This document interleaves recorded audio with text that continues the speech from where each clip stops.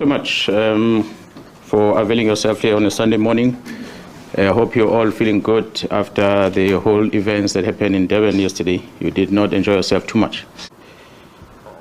I'm here this morning in order to speak to you about the policing issues that are happening in KZN as well as in the Republic of South Africa. Specifically about the work of the political killings task team.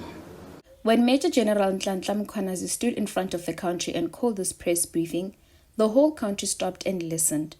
He implicated a lot of people in criminal activity that is happening in the country, and he shared that the political task team was busy working at exposing and bringing perpetrators to book. It's been spoken about a lot, I'm sure you know that. Let me give a bit of a background about this political killings task team. A total of 128 accused were found guilty on 106 cases. 29 accused were sentenced to life in prison. 40 accused were sentenced between 10 to 35 years. 25 accused were sentenced between 1 to 9 years. 23 accused were sentenced between 3 to 12 months. And there's quite a lot of awaiting trial prisoners that are going to be finalized in a few weeks. So a total of sentences that is total number of years that has been given, if I add all of them, amounts to about 1,801 years of imprisonment. This is the work done by the team since 2018 to date that have led into the successful prosecution. A commission of inquiry, the Madlanga Commission, was set up and he did take to the stand.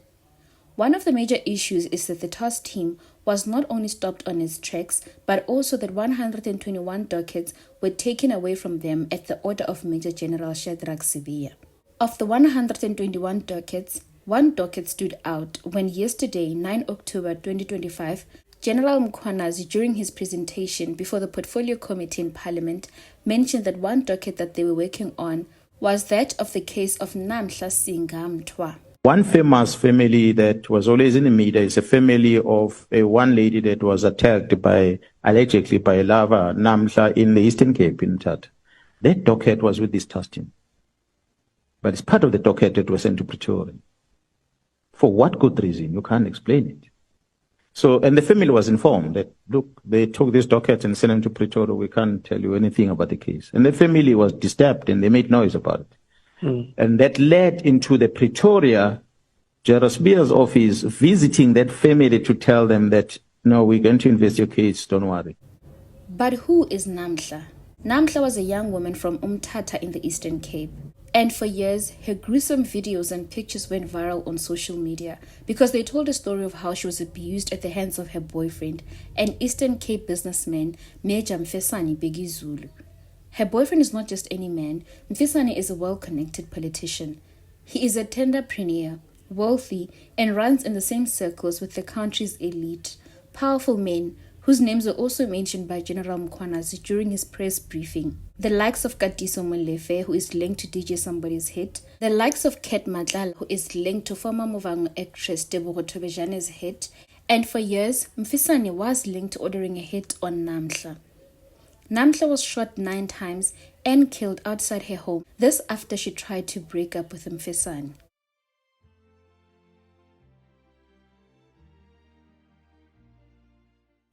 And like Katiso Molefe and Ket Matlala, Mfesane is said to enjoy maximum political connection, and to date, no one has been arrested for Namhla's murder. This is Namhla Singwa Mtwa's tragic story.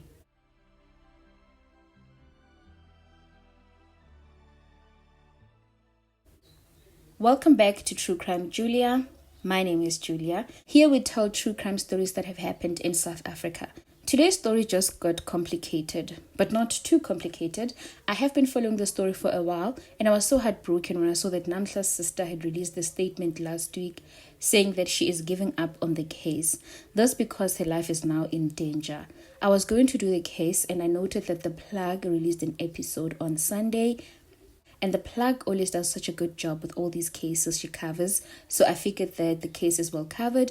So please do check the plug's channel and her coverage of her episode as well. She did such an amazing job and she went into detail a little bit more. So normally for me, when a case is very well covered by a lot of other true crime channels here in South Africa, I try to do my best to stay away from the stories because I feel like there are so many other cases of GBV and we are all just trying to give a voice to the victims. So I lean more towards doing newer cases because other channels would have already covered the rest. But this case took a dramatic turn yesterday and General Mkhwanazi has literally just cracked the case open with newer information. And for me to see that the political task team's work was expanding to gender-based violence and him mentioning Namhla by name was a moment I screamed so much because her sister's fight was not in vain. She wasn't mad. She really was onto something and I felt like she was being validated in her fight and it felt like she really had an army behind her all this time. So without wasting more time, let us get into today's story. Liked people, she loved people, she loved her family. She loved the gatherings who ask, Magazi, we should prepare for Christmas. Where are you going for Easter? She loved that life of be with her family, with her siblings. She liked to laugh. She liked to give the hugs, the kisses to everybody, is that person who always is a loving person, who will always hug people, kiss people, laugh with people, wanted to be close to people. It was a quiet Thursday evening in Mthatha. The sun had just slipped below the horizon, painting the sky in shades of orange and gold, and as the small town settled into the rhythm of the night, Namhla turned into her driveway, unaware that these were the final moments of her life. She was 35 years old, and all she wanted was to be free. Namhla was known by everyone as a bright soul, hardworking, humble, and deeply loved. She worked for the OR Tambo District Municipality in the Budget and Treasury Office. Her colleagues described her as focused and dependable, the kind of woman who never complained even when life was heavy. But behind her beautiful smile, there was pain. For years, Namhla had allegedly been living in the shadows of an abusive relationship. Those close to her said she was controlled, she was isolated, and constantly afraid. Her sister, her name is Mthatha Mtwa, she later revealed that Namhla had been mentally, physically, and financially abused for over a decade. She stayed, like so many women do, hoping that love would heal what was broken, but sometimes love isn't enough to save you from the cruelty. On the night of April 21st, 2022, Namhla drove home from work as she always did. It was just after 7 p.m. when she pulled into her yard in Sidwadwa View in Mthatha. The street was quiet, the neighbors were also indoors, and then out of the darkness came a man. He approached her car. Within seconds, 9 bullets were fired into her chest. She never had a chance to scream. She died right there, in her car, in the driveway of her own home. And I heard her coming in on the gate. She was opening the gate and she came in, but she couldn't even switch off the car. The only thing I heard was that bam. And so much that I thought it was hitting the garage. When I opened the door, I found that she is shot. She is being shot. She is being shot. Her killer vanished into the night, and just like that, another South African woman was silenced forever. When police arrived, they found her lifeless body seated just behind her wheel. The community gathered, shocked, heartbroken, and as the news spread, so did the pain. The Mtwa family was shattered. Her sister, Sanga's cry for justice, would soon echo across the nation. She went to social media and shared the images that no one could forget. Photos of Namhla's body covered in bruises, proof of years of torment, evidence of the violence she endured. And with the trembling hands, she wrote, "My sister was abused mentally, physically, and financially. She wanted to leave, but she couldn't. Within hours, the internet erupted. The hashtags Justice for Namhla and hashtag Justice for Hlehli trended across South Africa. Marches were organized. Celebrities, activists, and ordinary citizens demanded justice. How could a woman be shot 9 times? After years of documented abuse, and still, no one was arrested.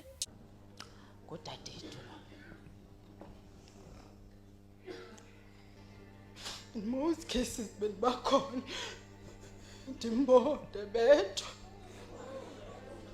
ndingakwazi unceda ndimlinda agqitye ubethwa apho umntu ndihambe ndiyomhlamba igazi ndilimele kakhulu.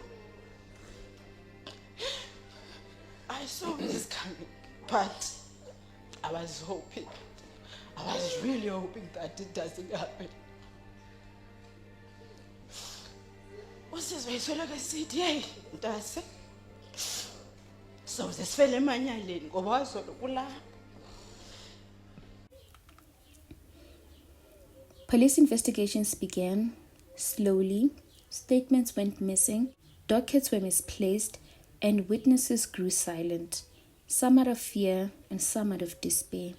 Even the lead investigator, a senior brigadier from Limpopo, was pulled off the case after receiving death threats. Minister of the Police at the time, Bhekizulu, admitted to Parliament that the case had become complicated, but he promised the investigation continues. Yet years have passed, and still, Namhla's killer walks free. Namhla was failed by many of us. Many of us. She was failed by many of us. Was failed by friends. Was failed by maybe some members of the family. Was by the community and all that. She has been failed by the very broad community. Somebody somewhere knew what was happening. When you look at those pictures that are on the social media, some of them terrible, really terrible. So communities, families, friends, ordinary everybody must just go somewhere and shout to say something there is going wrong. But who was Namhla Mtwa really? She wasn't just another statistic in South Africa's war against women. She was a daughter, she was a sister, a colleague, a woman who loved deeply and who believed she deserved better. Her family says she had finally decided to leave the relationship, she had packed her bags, she was ready to start over, and maybe that's why she was killed. Her story is not just about a murder, it's about a system that fails women long before the bullets do. In South Africa, a woman is murdered every 4 hours, and for too many families, justice never comes. The police have since offered a 200,000 reward for any information that could lead to the arrest and conviction of Namhla's killer, but no one has come forward, no one has been charged. Her sister remains in hiding, afraid for her life, because she dared speak the truth. And as mentioned, last week she took to social media to reveal that she has decided to stop fighting for her sister. This is because it really has been years, and she was becoming consumed by the case, and she was receiving death threats and feared that now she too would follow her sister in the same cruel way. And she has young children and other family members she has to stay alive for. However, on Thursday, 9 October, something happened in Parliament. Following his explosive press briefing, Major General Mkhwanazi had exposed the rot of South Africa's criminality, and as such, the replica effect is that there has been a lot of arrests and there has been a lot of exposure on South Africa's state of crime. Following the briefing, Katiso Molefe was arrested. Kat Matlala, who was arrested earlier, remained in police custody following links to other cases. Now, in Parliament on Thursday, Mkhwanazi dropped another bomb, this time directly mentioning Namhla's case by name. Famous family that was always in the media is a family of one lady that was attacked allegedly by a lover, Namhla, in the Eastern Cape in Mthatha. That docket was with this testing. But it's part of the docket that was sent to Pretoria. For what good reason? You can't explain it. So, and the family was informed that, look, they took this docket and sent them to Pretoria. We can't tell you anything about the case. And the family was disturbed and they made noise about it. And that led into the Pretoria Gerald Spear's office visiting that family to tell them that, no, we're going to investigate. And this not only cracked open Namhla's case, but gave a bit of hope to thousands of women in the same situation. And to Namhla's family, I can imagine the emotional sigh of relief and the little ray of hope that has befallen them right now.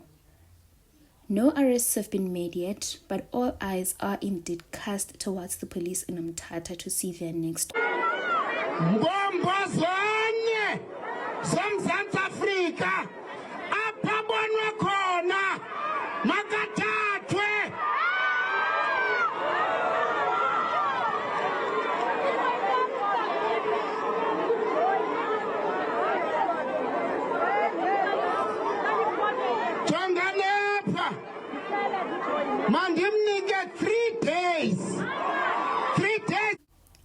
We tell Namhla's story today not to reopen old wounds, but to remind the world that she was real.